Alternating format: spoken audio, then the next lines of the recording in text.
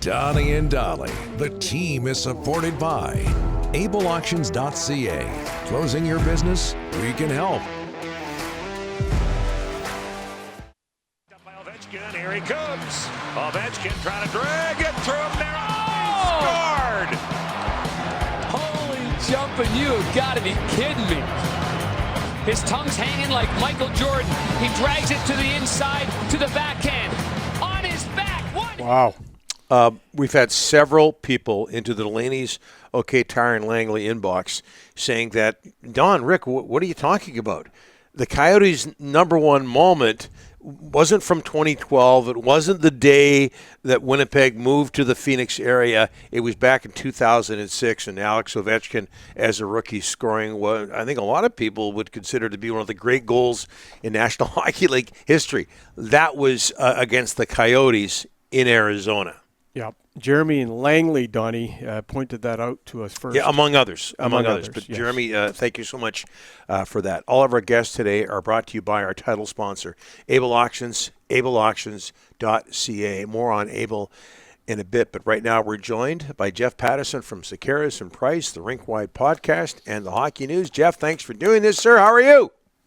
I'm good, Donnie. Hey, Rick. And it's funny, just racking my brain here talking about Arizona. And, I was there in Glendale the night the world stopped with the pandemic. And, of course, they didn't play any hockey that night, so there was nobody in the building. But it was, I covered the Canucks for 3 years out on the road. So I think I got to 5 or 6 games in that building in Glendale. And, I saw games where there were 6,000 and 7,000 people. And the incredible part of that is that so often, and you touched on it, Donnie, and you were part of it, in fact, was, so often a good chunk of the fan base was Canuck fans that were on the road, whether it was spring break or they just made a trek down there for a little golf and tie in a hockey game, working around the Canuck schedule. So it's unfortunate. The building itself in Glendale was and still is terrific. That development all around it, the bars and restaurants. The problem is they built it in the wrong spot. 45 minutes from downtown, and the football stadium just across the parking lot, you're asking football fans to go out there, 8 times a year, generally on Sunday afternoons in football season.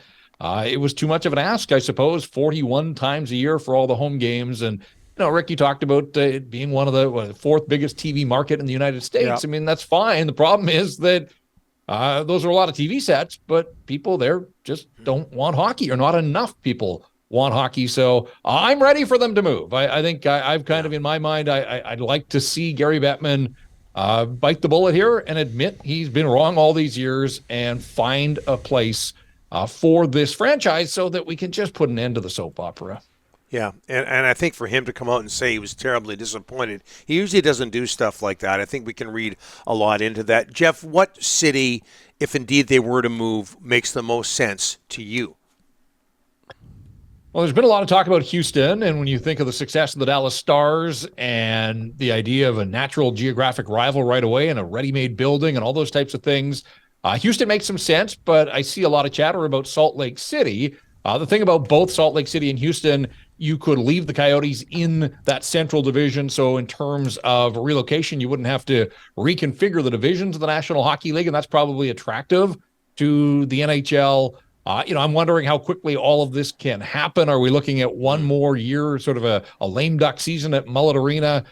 Because it's not even about starting next season. It's about getting a schedule out. And, of course, some of that work's probably being done right now behind the scenes so that the schedule can be released around the time of the draft. So time is certainly ticking towards next season. My hunch is that this can't all happen quickly enough to get them to a new city for the start of next year. So I would anticipate that it's going to be one more year in the 5,000-seat Mullet Arena.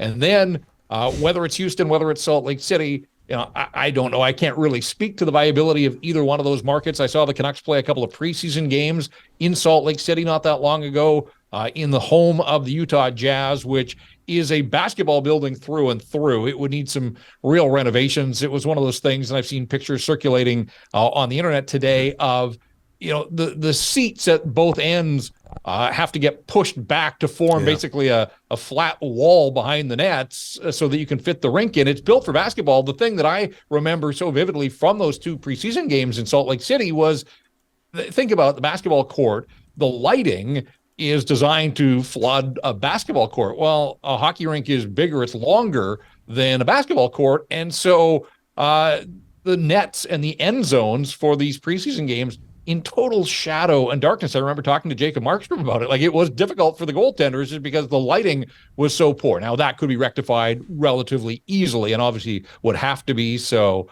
Salt Lake City, more of a winter sports city. You'd think that maybe there'd be a hunger for the National Hockey League there. They've had a history of hockey over the years at various levels.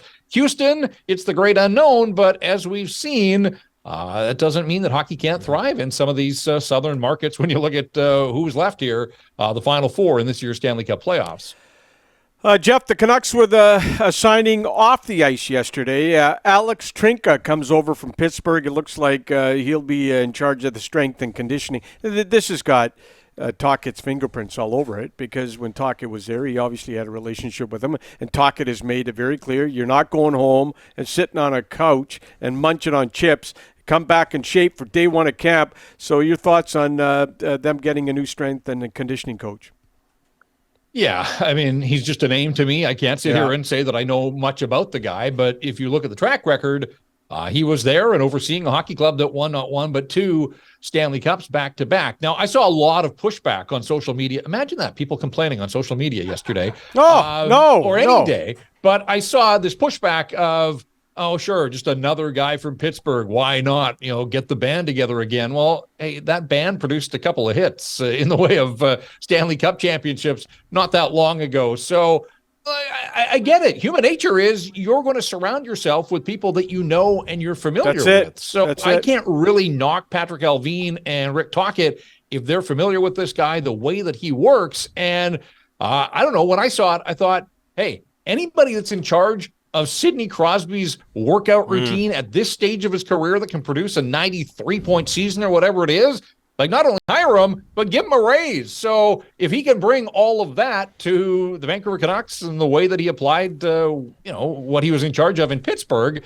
then I'm going to give the guy the benefit of the doubt. But again, he's just a name on paper to me, although I did see a photo of him, and Rick, he looks a lot like Rick Tocchet. So he didn't just work with Rick Tocchet. Yeah. I didn't know that. Hairstyle as Rick Tocchet and Patrick Allvin, in fact. So maybe that's a thing in Pittsburgh. And people on this show. Go, Rick. People in there. Jeff, the Final Four in the NHL playoffs, everyone's ripping because there's not enough stars left. All the stars were on the Maple Leafs and Oilers. But your thoughts on the Final Four left in the hockey's playoffs? Yeah, I'm a hardcore hockey guy, so I'm excited. I actually am fascinated by both of the matchups. The star power seems to be behind the bench, really. When you look at the quartet of coaches that are still alive and kicking in these playoffs, Rod Brind'Amour, Paul Maurice, Pete DeBoer, and Bruce Cassidy. And, of course, DeBoer fired by Vegas and now gets a chance to come back with the Dallas Stars. Pete DeBoer just gets the job done in terms of getting teams deep into the playoffs. And so I guess I'm not surprised with the systems that he's put in place there in Dallas. And Bruce Cassidy, I do think, is one of the best coaches in the NHL over the last decade or so.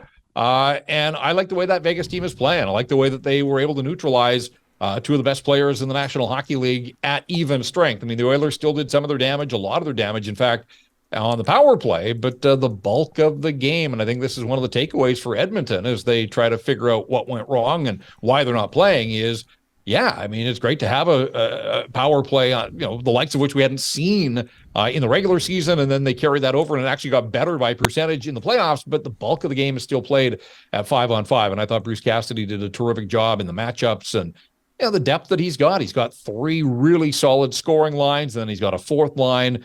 We heard Rick Tocchet when Vegas was through here late in the season just raving about the defense core that they have built there in Vegas. And it's hard to argue with that. I mean, Pietrangelo is a stud, number one through and through, top pairing defenseman, plays a ton in all situations.